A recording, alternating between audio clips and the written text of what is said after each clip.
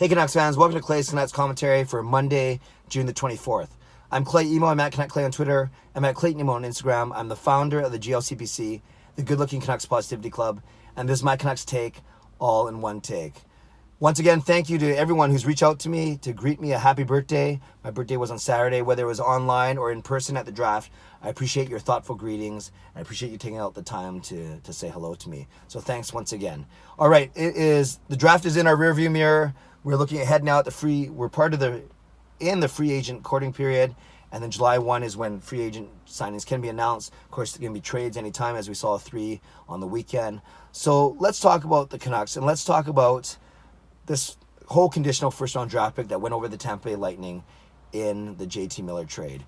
We know that as part of the trade, the Tampa Bay Lightning will get our first-round pick either in 2020 or 2021, depending on if the Canucks make the playoffs.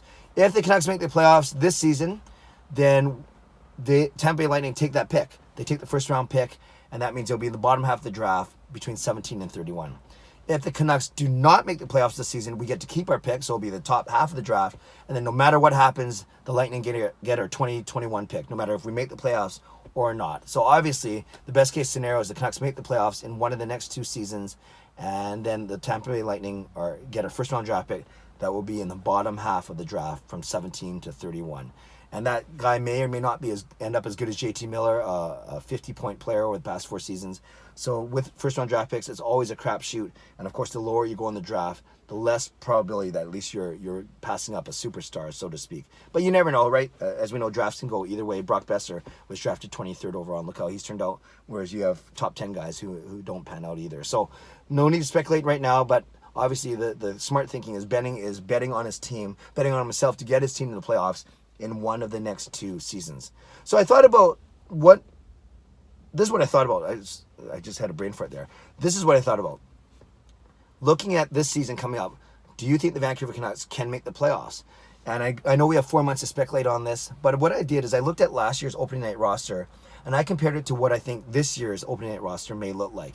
And again, just because you have a stronger opening night roster doesn't mean you're automatically going to make the playoffs. So many things can happen, injuries, trades, whatever it may be, people playing above or below their abilities. But I think it's a good indication, at least of a starting point. So let's do that. Let's look at last year's opening night roster and compare it to what might be this year's opening night roster. And one caveat, we're going to take Antoine Roussel out of the equation because he was unfortunately injured to start the year last year with a concussion. He'll be on the shelf this year to start the season with his knee injury. So this is what we had. This is what I anticipate this year, and then let's compare it to last year. This year, obviously JT Miller's part of it, and I'm presuming that we signed Tyler Myers or someone of that ilk. So our 12 forwards, and I'm presuming Goodobin and Granlund are not offered qualifying offers as RFAs. Our top 12 forwards could look like this: Pettersson, Horvat, Besser, Pearson, Miller, Berchi, Gaudette, Levo, Virtanen, Sutter, Beagle, Tyler Mott. So a couple of presumptions there. I presume that we're going to go with 5 centers, that Sutter moves to the wing or Gaudette moves to the wing. One of them moves to the wing. But really, in fact, if I had to spitball now, I could see something like a Pettersson with Besser and Miller, Horvat between Pearson and Berchi. Then you have Gaudette, Levo, Virtanen, and then Sutter, Beagle, and Mott as our 4th line. So that would be our forwards. Compare that to the forwards last year, where you actually had Louis Eriksson in there, Brendan Leipzig in there, Nikolai Goudobin in there, and I'm missing one.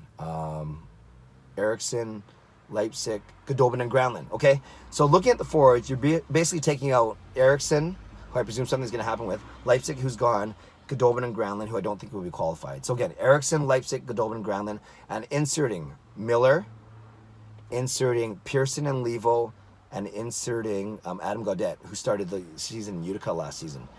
So I think you have upgrades straight across the board, especially in JT Miller, the best of that bunch. Like I said, a 50-point player.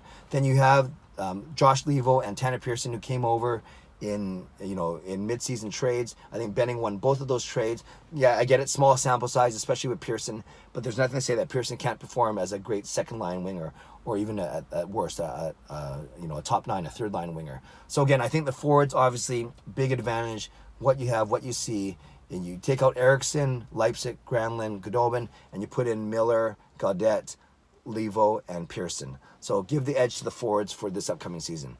On D is even a more pronounced difference. Last year's D, starting D, the very first game, were Tanev, Edler, Stetcher, Pouliot, Goodbranson, Delzato. And then Hutton was your 7th man. So I'm presuming Hutton makes the team as a top 6, or Ulevy, but let's say Hutton for now. So instead of, again, Tanev, Edler, Stetcher, those would be the same. Tanev, Edler, Stetcher this season. But then you're taking out Pouliot, Goodbranson, Delzato, and you're adding Hughes, Myers, and Hutton. Remember, Hutton was a healthy scratch. Or even if you keep Hutton as a healthy scratch, as number 7, just so we can make it equal. So you take out Hutton, you can say it's Ulevy. No, we better say it's Hutton, because I think Hutton was going to make the team over Ulevy. So again, comparing the two starting lineups, you have Tanev, Edler, and Stetcher on both lines, both lineups, 2019 this season, 2018 last season.